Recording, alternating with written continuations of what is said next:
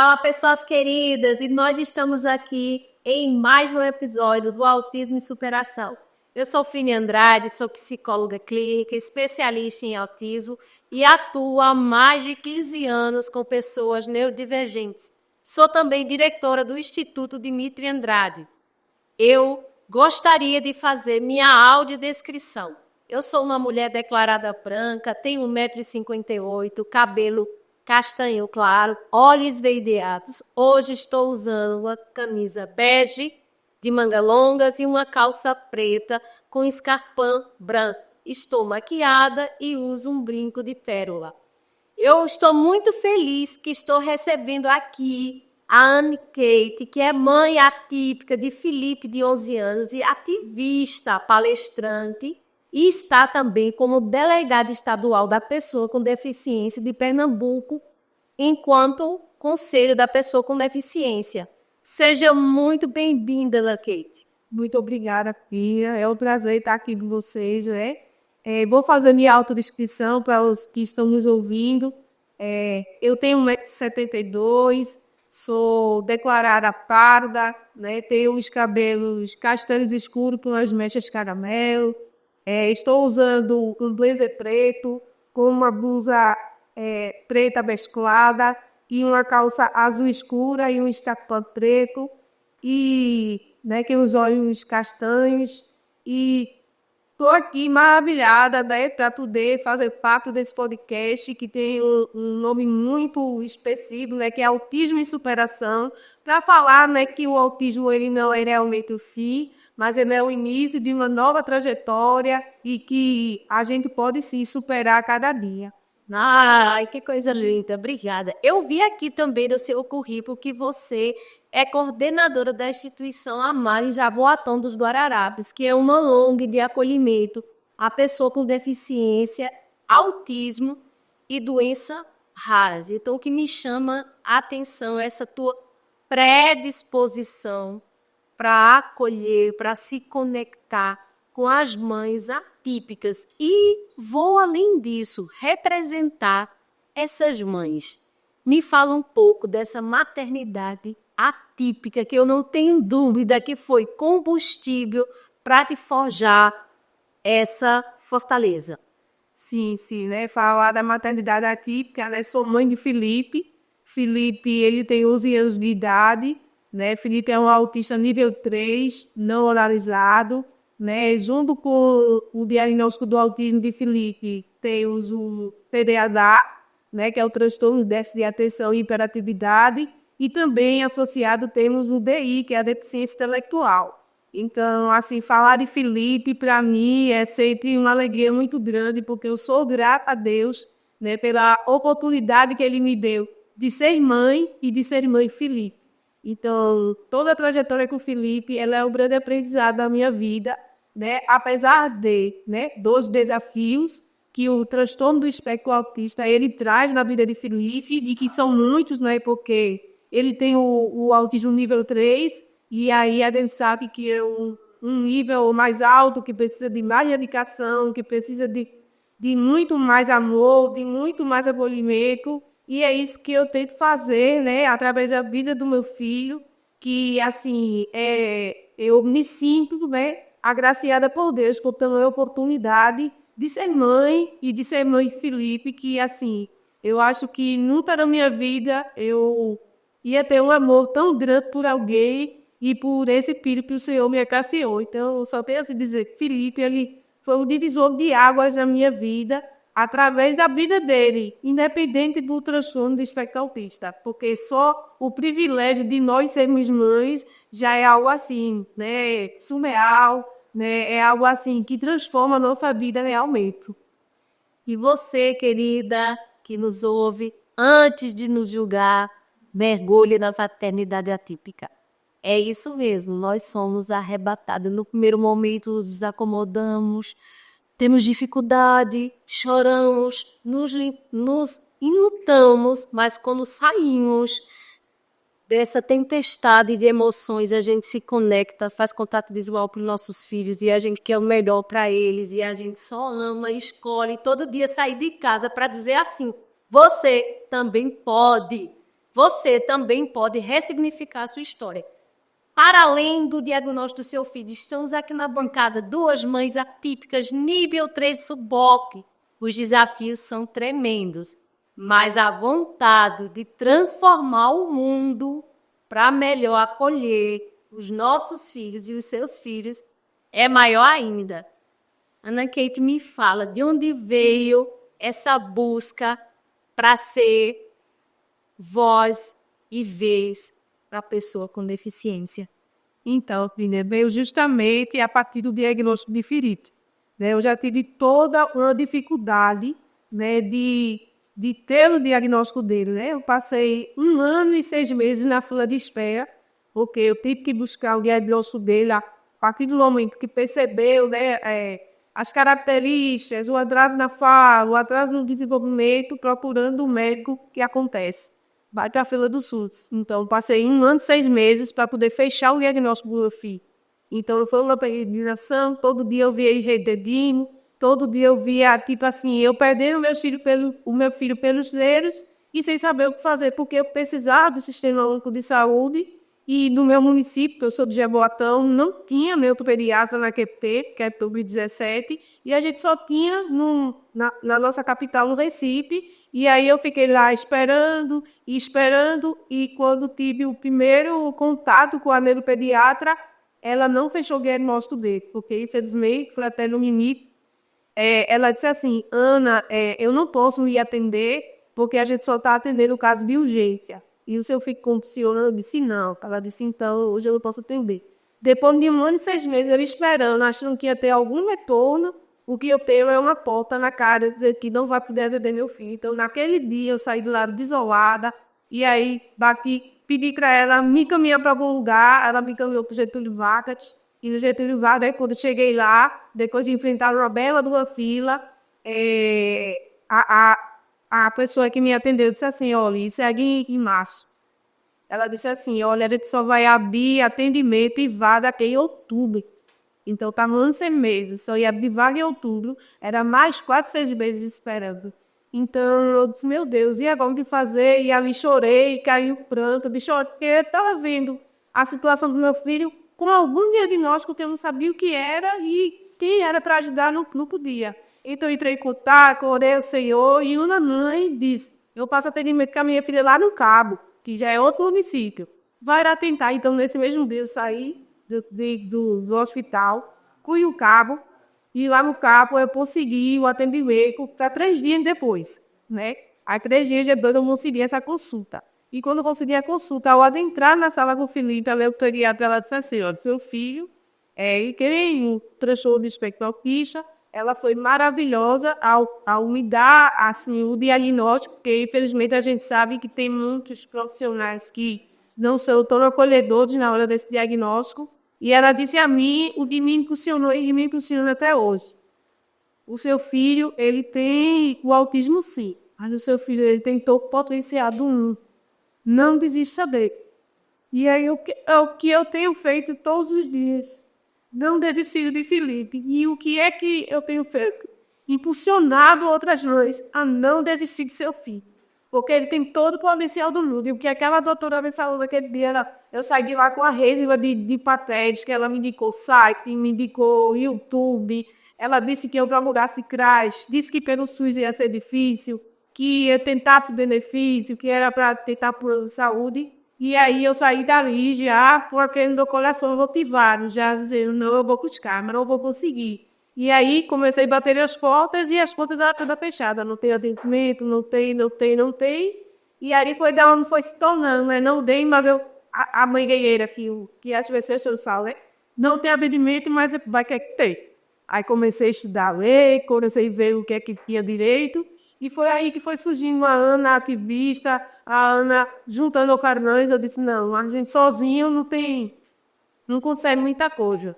Então, eu bati na porta de uma instituição do município que ela estava fechando as portas, porque tinha desligado mais de 120 crianças. E essas mães estavam no Ministério Público. Aí, quando eu disse o quê? Se eu estou entrando agora e essas mães já estão saindo da instituição, eu vou entrar nessa guerra junto com elas. E foi aí. Menos de 1 mês de diagnóstico do meu filho, que eu já entrei em uma peleja, né? Já entrei em uma batalha no Ministério Público para lutar pela causa dos autistas no nosso município. E depois de 10 meses lutando no Ministério Público, a gente ganhou essa causa e os meninos eles tiveram seus atendimentos numa clínica parceira que a prefeitura fez essa parceria. E foi assim que começou o meu ativismo, né? Essa luta constante para poder ter os tratamentos de Felipe. Ana, e é tão comum ainda, você faz um recorte de 2017, de 17. Em 2025, ainda é comum as mães esperarem 1 ano e 6 meses, 2 anos, pela consulta com o neuropediatra, com o psiquiatra. E qual é a problemática? É que essa criança, para efeitos legais, para acesso aos serviços de saúde, sem o diagnóstico, ela não existe. Ela não existe para acessar o direito de um AT, uma acompanhante especializada na escola. Ela não existe. E como foi para você galgar essa cadeira de delegada? Esse processo que é tão importante para a gente se fortalecer enquanto mães atípicas, enquanto mães de pessoas com deficiência, para ter a sua representação. Qual foi o caminho que você trilhou? Eu comecei a procurar, né, os meios de onde eu podia me empoderar para poder ajudar Felipe. E eu vi que quando eu fazia as coisas para ajudar Felipe, tinha outras mães na mesma situação. Então, eram muitas mães nas recepções, nas filas de espera. E aí, uma pessoa disse assim a mim: Ô Ana, tu sabe que o município tem um conselho da pessoa com deficiência? Aí eu disse, não. Ela disse, tem um conselho, assim como tem o conselho da saúde, da educação, tem o conselho da pessoa com deficiência. Do jeito que tu és, Ana, tão assim, voraz por ser de justiça, eu acho que tu se poderia vir lá. Vai se informar como é que acontece? Foi uma menina chamada Viviane que falou para mim. E aí eu peguei e fui me inteirar e me informar quando é que anuncia o conselho. E aí disseram que o conselho ele passava por uma eleição, né? Porque o conselho, como é que funciona no conselho municipal? Né? Ele é feito por metade dos conselheiros são da gestão e metade dos conselheiros são da sociedade civil. E tem uma eleição para poder votar e aqueles conselheiros que se candidatarem foram lá votados, aí eles se tornam conselheiros, né? E aí teve a primeira eleição e eu me candidatei. E ela não teve, assim, também muita divulgação, porque dentro dos municípios, infelizmente, naquele tempo não era tão divulgado, não era tão esclarecedor e não tinha uma demanda de ativistas tão grande como hoje, graças a Deus, tem, né? E aí eu passei nessa primeira aprovação, né, na eleição, fui eleita e me tornei conselheira municipal da pessoa com deficiência, representando o Felipe. Né? Na cadeira do conselho não tem a cadeira para a pessoa com autismo, mas ele se enquadrava na deficiência intelectual, porque tem os textos diagnósticos. E aí, né, é ele que é o candidato e eu sou a representante legal. Então, aí eu vou explicar como foi que aconteceu a minha candidatura dentro do Conselho Municipal. Né? Eu escrevi Felipe, porque ele que é o candidato e eu sou a representante legal dele. E aí fez todo o processo de eleição, né, vencemos e eu comecei a representar ele dentro da Câmara Municipal do município de Jaboatão, né, por 2 mandatos, né, que é bienal, é a cada 2 anos. E aí o conselho ele funciona da maneira que você leva as demandas, né? Como mãe atípica, eu tenho um grupo de mães dentro do município, né, que é o Mães Conectadas pelo Amor, e esse grupo ele é o quê? É um grupo de acolhimento. Né? Aí eu acolho as mães e adianto as demandas. Não tem remédio, não tem o apoio escolar, não chegou na lei municipal. Essas demandas eu colho e levo para o Conselho Municipal. O Conselho Municipal lhe deu uma reunião uma vez no mês. E aí todos os conselheiros levam a demanda e o Conselho ele tem uma parceria, não é uma parceria, ele é diretamente coligado com o gabinete do prefeito. E aí essas demandas são levadas através do conselho para o prefeito. E aí tenta ter as execuções, às vezes a gente tem expo, às vezes a gente não tem, e a gente continua lá brigando. E foi assim, né, essa minha atuação no Conselho Municipal por 2 mandatos, né? No outro ano, eu e Felipe novamente, e a gente pega assim, né, dentro do município de Jaboatão, a gente teve a eleição mais expressiva dentro do Conselho, onde foi quase 600, né, pessoas que saíram de suas casas para voltar, para ter uma representante dentro do Conselho. Então, assim, a gente conseguiu unir a sociedade e mostrar a importância do Conselho Municipal, que é através do diálogo, buscando políticas públicas, que a gente não vai ver os nossos filhos sofrerem tanto nas filas de espera, como foi aquilo que aconteceu comigo em 2017 e como você bem falou, que continua acontecendo hoje em pleno 2025. Perfeito. Oi. E me explica uma coisa. Quais são as demandas mais frequentes que chegam no conselho? E uma pergunta também é se essas demandas são sazonais. Por exemplo, a gente pode vivenciar a entrada das crianças janeiro, início de matrícula, há um aumento no número de denúncia ou dificuldade de matrícula, ainda há acionamento do conselho por essa ilegalidade que se comete de negavada? Sim, sim. No início de ano, sempre recebemos sim essas demandas da questão escolar, né, a falta de matrícula, e tanto da rede municipal como da rede privada, né? A gente tem tentado trabalhar essa questão de informação, conscientização, de que a criança com deficiência ela tem direito sim, o colégio não pode negar matrícula. A gente também, uma das grandes demandas e a maior demanda que assim, o Conselho recebe muito é a questão da saúde, é a falta de profissionais na saúde.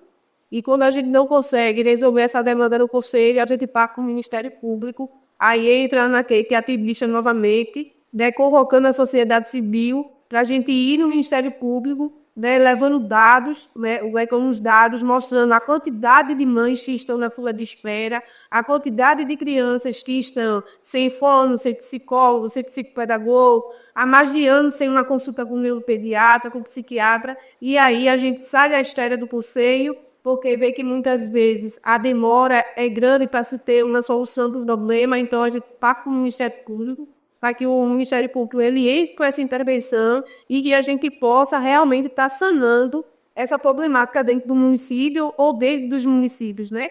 Mas, assim, eu digo a você, filha, que é muito difícil. É muito difícil.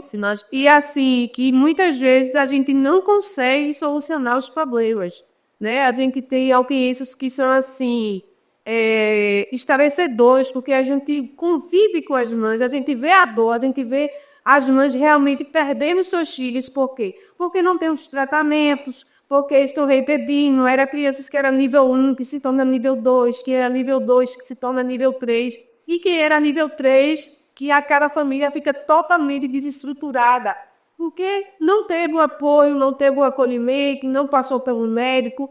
E assim, a gente recorre ao Ministério Público com aquela esperança no coração de ser resolvido. E muitas das vezes, infelizmente, se prolonga por mais um tempo e a gente não consegue solucionar, né, realmente essa questão de política pública voltada para o tratamento das crianças, né, com deficiência e, na sua grande maioria, trazendo das pessoas com autismo. E, assim, é de partir o coração, porque, assim, as famílias que vivem em vulnerabilidade social e realmente não têm recursos para clínicas particulares nem plano de saúde, assim, é um descaso muito grande, é uma realidade muito distante, né? Onde muitas vezes a gente sabe que muitas pessoas falam do autismo com, assim, um embelezamento, né? Coloca o autismo como periodismo, mas na ponta, na realidade. As famílias que vivem a situação de vulnerabilidade e de falta de tratamento é estarrecedor.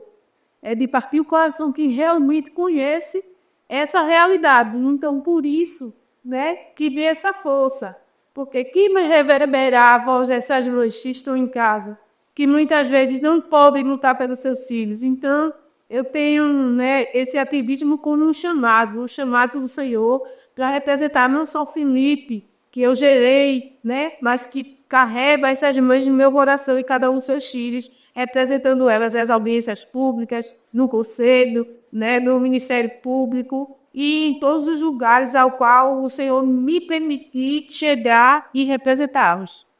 Pessoas queridas, muita emoção aqui nos bastidores, viu? Eu fico pensando, e como especialista em autismo, um diagnóstico que nos dizem, desde o primeiro momento, quando recebemos o laudo, que nossa criança precisa de uma intervenção precoce, que quanto mais precoce as intervenções ocorrerem, maior a probabilidade de desenvolvimento. Aí você imagine uma mãe escutar isso e não ter acesso a nada. Como se manter equilibrada, como se manter sã. Existe uma política de apoio às mães, atendimento psicológico, tempo do conselho? Né? Não, infelizmente não. Infelizmente não. Uma das demandas que eu já levei para o conselho era justamente isso, né? É que a gente tivesse um acolhimento psicológico e se esse atendimento ele não fosse presencial, mas que ele fosse pelo menos online, para que essas mães que estão lá na fila de espera, 1 ano, 2 anos, né, na fila de espera, elas tivessem pelo menos esse acolhimento, uma chamada, uma ligação, porque quantas vezes nós mães nos sentimos sozinhas porque nós começamos a excluir tudo, né? As pessoas dizem que a gente se afasta, né? Ou melhor, passamos a ser excluída, porque eu nunca deixei de estar disponível, para sair com minhas amigas, mas os convites pararam de chegar. Sim. Eu lembro que eu entrei em contato com uma amiga, que ela teve bebê, e eu liguei para a amiga, olha, eu quero ir te visitar, e ela dizia, eu não estou recebendo visita não. Olha, eu quero te visitar. Olha, eu não estou recebendo visita não. Só que o Instagram dela dizia o contrário. Ela seguia recebendo visita. Talvez ela tivesse medo que eu levasse o Dimitri. Quem era o Dimitri naquela altura? Era uma criança de 5 anos, com muita demanda comportamental, que incomodava, que não conseguia se comunicar, que tinha muito comportamento desobediente. Mas eu acho, Ana, que nós somos levadas a esse isolamento, sabe? Não é uma escolha. Isso. Faz sentido para você? Faz todo sentido. Faz todo sentido. As pessoas costumam dizer que a gente que se exclui, mas a gente percebe quando a gente não é bem aceito. Né? E por a gente não ser bem aceito, é melhor a gente se recolher, né? E ficar distante. Ou muitas vezes quando o nosso filho não é bem aceito. Então é o que mais nos dói. E o que nos dói é porque são pessoas próximas. São amigos, são às vezes familiares, e isso nos traz realmente, sabe, uma carga de sentimentos. E aí dizer que a mãe de autista, a mãe da pessoa com deficiência, é aquela mãe brigona, aquela mãe aregueira, aquela mãe que gosta de estudo. Não, é porque a gente vê as coisas acontecerem e a gente tem uma percepção mais aguçada das coisas, porque a gente começa a perceber que foi excluída daqui, que teve uma festa de aniversário e todo mundo foi convidado, seu filho não foi. E a gente, como mães de uma criança com várias demandas, né, principalmente comportamental, por ser em nível 3, a gente percebe isso muito mais. Porque se chama filho para uma festa de aniversário com 3 anos de idade, ele quer arrastar o bolo, ele quer tomar todos os refrigerantes. E quem é que quer uma criança dessa na sua festa? Né? Ou vai sair destruindo tudo, né? Tirando tudo do lugar, porque ele não deu a combinação apropriada, porque ele não sabe pegar, tipo, um docinho da mesa sem que a toalha venha junto. Então, as pessoas não querem. Então, é muito mais fácil, mas para elas, tipo, não convidar e ter a sua festa como organizadinha e seguir a vida como se nada tivesse acontecendo. Fazendo com que a gente se sinta realmente excluída e que a gente se sinta realmente dizendo, poxa, eu pensei que aquela pessoa era realmente minha amiga, mas não era, né? Era o comodismo. Conversando aqui contigo, eu estou sendo tomada por várias memórias. E assim, a gente, entre contar essas memórias, a gente vê que ainda está lá a dor, né? E é muito importante, mas a importância da gente estar aqui é que essas próximas gerações de mães atípicas, porque o diagnóstico para cada 36, né, um nascimento, então é muita probabilidade de alguém próximo a você ter o filho diagnosticado com autismo. Então, nós estamos aqui prestando o serviço de utilidade pública para que as próximas mães não sofram o que nós sofremos. E eu lhe digo, Kate, que eu estou vivendo uma fase desafiadora, que é a fase adulta, que não se tem tolerância, que as pessoas ficam impactadas com os barulhos, nem é mais aquela inquietação motora de tentar pegar um brigadeiro, de querer tomar todos os refrigerantes, mas é o andar para lá e para cá, é a ecolalia. Então, a gente é meio que demonizada. As pessoas olham assim para a gente, mas a gente precisa ser forte e corajosas e se manter firme, porque não existe mais, não tem como a gente voltar para trás depois de tanta coisa que nós conquistamos, porque às duras penas nós conquistamos a lei de lesbianas, nós conquistamos a equiparação, a pessoa com deficiência para ter acesso a vários direitos que nos eram ignorados. Então, com 11 anos de militância, no que evoluiu esse processo? Dentro desses 11 anos, né, a gente teve algumas vitórias, tivemos algumas não tão bem boas vitórias, né? E assim, o que você falou sobre a questão do desafio do adulto, né, é o que eu já vou começar a enfrentar daqui a uns dias, né? Felipe está na questão já da pré-adolescência, e aí uma das coisas que eu queria pontuar é o tamanho, né? Também, né? Porque os meninos são enormes, e aí já é um grande incômodo aquela criança grande, né? E voltando aqui para o que a gente estava falando, assim, os desafios, quais foram as conquistas aqui, 11 anos, né? 11 anos após o diagnóstico, e eu digo assim a você, as conquistas foram muito poucas, porque a gente acaba de vir agora de dezembro, né, onde a gente teve a questão do corte no BPC, né, que o governo atual queria, né, colocou o BPC no corte de gastos, e isso assim, isso é algo tão absurdo. Um tapa da nossa cara.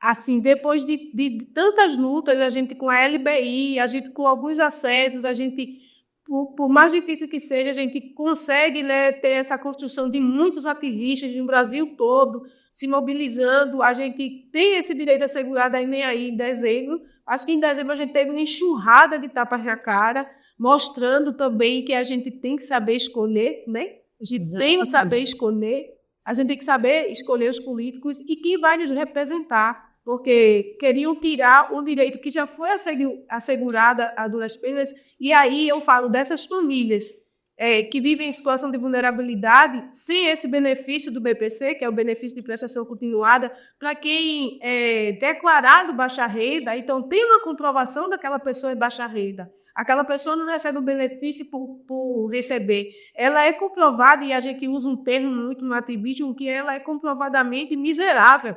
Ela tem que comprovar que ela está abaixo da linha da pobreza para ela ter esse direito. E a gente quase perde esse benefício, né, se não fosse uma luta ativa de todos os ativistas, né, e alguns parlamentares lá do governo federal lutando para que a gente não perdesse esse direito assegurado. Então, assim, eu vejo que dia após dia a gente avança um passo e as políticas querem retroceder 3. Né, querem retroceder 3 passos, e assim, é uma luta constante, e como você disse, é utilidade pública, e você que está nos assistindo, eu quero dizer, a gente precisa de você como sociedade civil, a gente precisa que você estude, que você entenda das leis, que você se aproprie das demandas, né? A gente vai começar agora o ano letivo, e vai ter muita criança que não vai ser aceita na escola, vai ter muita mãe reclamando, porque o ano letivo começou e já vai estar daqui a pouco no meio do ano e essa criança não teve acesso à escola, que é muitas vezes o que acontece na rede municipal. É 6 meses esperando o apoio escolar para que essa criança tenha o acesso a entrar na escola e fazer parte daquele núcleo. Então, você pode fazer essa diferença, né? Você também pode ser esse porta-voz, quando tiver os movimentos, né, coletivos, quando tiver as lutas coletivas, se faça presente, se não puder ir, mas compartilha, divulga, se torne parte integrante dessa família e desse movimento pessoa com deficiência. Não só as crianças com autismo, as pessoas com autismo, mas toda a deficiência, ela precisa ser olhada, ela precisa da empatia e ela precisa que a gente esteja cada dia mais junto. E assim, os avanços não foram muitos, né? Agora também tiraram a isenção do IPVA, que a gente tinha, né? Também foi cortada agora há pouco, aí estão lutando na Câmara Federal. Então, todo dia a gente vai levando um tapinha nas costas, dizendo, tá tudo bem, mas que, na verdade, não está tudo bem e que a gente tem que estar ligado. E a gente, além de ser mãe, ser professora, ser pedagoga, a gente ainda tem que entender um pouquinho da política para poder lutar pelos direitos dos nossos filhos. Assim, Finha, o que eu tenho a dizer é que a gente ainda tem muito, né, a se conquistar. Eu me lembro, eu conversei com você, eu me recordo que a gente teve uma participação com o governo do Estado, acho que foi em 2023, quando a nova governadora, né, quando a nova governadora fez o primeiro evento para o autismo, né, e ali naquele dia, não sei se você se recorda que eu e mais 11 mães, representando 11 municípios, entregamos um pleito à governadora, falando das demandas, das dificuldades das crianças com autismo dentro do município, dos municípios, né, e aí a gente fez todo um relatório, uma demanda para demonstrando toda aquela escassez e, infelizmente, né, o ofício ele foi recebido, as demandas estão lá e a gente não teve um retorno.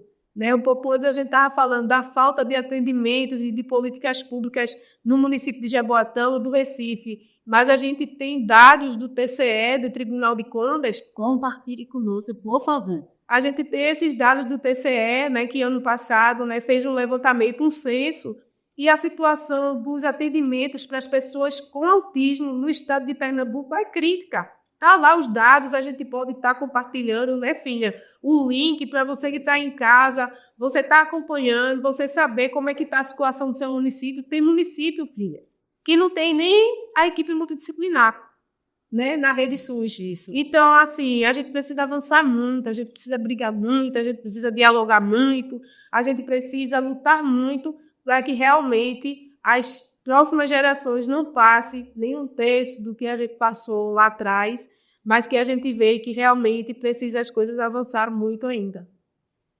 Olha, é um impacto, viu? É muito impactante sua fala, porque você conhece a dor das pessoas, você está lá na ponta, né, ouvindo. Isso é muito precioso, porque a gente está na nossa casa e não tem noção do quanto que essas mães lidam com a falta. Eu queria passar 2 horas te ouvindo, mas já fizeram sinal para mim, aí depois o tempo está estourado. Me fale aí, o que que a gente vê de horizonte no seu trabalho, na união das famílias, porque é importante que a família neurodivergente saiba que a gente precisa se unir, ir para os movimentos. E o que é que você sente hoje, Ana? A família precisa chegar mais junto nessa militância? Sim, enfim, a família precisa estar mais junto, a família precisa estar mais unida, né? A gente tem visto também que muitas famílias e muitas mães elas acabam se reerguendo e criando instituições, né? Se levantando, porque, tipo, se eu luto pelo governo não tem, se não tem, então o que é que eu vou fazer? Então, muitas mães ela acabam abrindo uma ONG, se tornando uma rede de apoio, uma rede de acolhimento. Então, você, mãe, família que está nos assistindo, não se sinta só. Procure uma rede de apoio e se fortaleça com a rede de apoio pelo município, do teu estado. E vai se fortalecendo, porque, assim, é uma ajudando a outra. É um se apoiando ao outro que a gente vai conseguir mudar a nossa realidade, mudar a realidade dos nossos filhos e se sentir incluídos em todos os espaços, porque eles podem sim, o que eles precisam é de oportunidade, o que eles precisam é de tratamento, o que eles precisam são de tratamento multidisciplinar especializados, né? É de comunicação alternativa, de oportunidades. E a gente tem tentado fazer isso. Inclusive, em Jaboatão e no estado de Pernambuco, a gente tem feito esse acolhimento através da instituição AMAR, que é a Aliança de Mães Famílias Raras no estado de Pernambuco, o qual a gente temos a presidente, que é uma mãe de um jovem com doença rara, né? A instituição AMAR existe há 11 anos e a gente faz esse acolhimento. Então, é isso que é importante, é a gente amar ao próximo como a nós mesmos, é a gente sentir a dor do próximo e fazer algo de diferente. Então, você que está assistindo pode fazer isso, né? Você pode se inteirar nas manifestações, nos dias de conscientização, pode ser um voluntário em alguma dessas instituições e também fazer da nossa cidade, do nosso convívio, um mundo melhor e um mundo inclusivo, que é isso que a gente quer. Eu conversei com Ana Kate, pessoal, foi maravilhoso. Eu quero te agradecer por você ser essa potência, por você ser essa militante que nos representa e que ressignificou a sua vida, assim como eu, quando você falou, mães que abrem instituição. Eu vivi isso. Eu não tinha condições de pagar a quantidade de terapia ao qual meu filho foi laudado. E quando eu entrei em contato com isso, eu fui estudar com o propósito de entender o meu filho. E agradeço também, assim como você, agradeço a chegada de Dimitri na minha vida, que me promocionou ter esse momento tão impactante aqui com você, dentre tantas coisas que ele me proporcionou. Então, eu só quero te agradecer. Faça suas considerações finais. Muito obrigada. Eu agradeço, né, filha? Eu agradeço a você pela oportunidade de estar trazendo um pouquinho, assim, da minha trajetória, do meu ativismo e mostrando, assim, que todos nós podemos fazer a diferença na sociedade, né? E eu costumo dizer, né, e vou falar aqui para vocês que estão nos assistindo, para você, filha, né, mais uma vez, muito obrigado, te dizer, assim, que não é o final, não é o fim. O diagnóstico ele não é o fim. O diagnóstico é um novo momento para que você ressignifique a sua vida, para que você comece a enxergar as coisas de uma forma melhor, de uma forma diferente, e você sabe todo o tempo que o seu filho é uma bênção e que um Criador te abençoou com o teu filho. Então, não pense, muitas vezes as pessoas acham que é pecado, que é castigo, que é maldição. Não. O seu filho, antes de ser autista, antes de ser uma pessoa com deficiência, antes de ter uma doença rara, ele é o seu filho. Ele é o amor da sua vida e você jamais pode desistir dele, porque você foi agraciada por Deus para ter esse ser humano em suas mãos e está sob sua responsabilidade, amar e cuidar. E é isso. Pessoas queridas, se você gostou desse podcast, me ajuda. Vamos levar essa mensagem para mães, para profissionais, para os nossos representantes legais. Dá um joinha, ativa o sininho e compartilha para que essa mensagem tão preciosa possa chegar a quem precisa ouvir. Muito obrigada.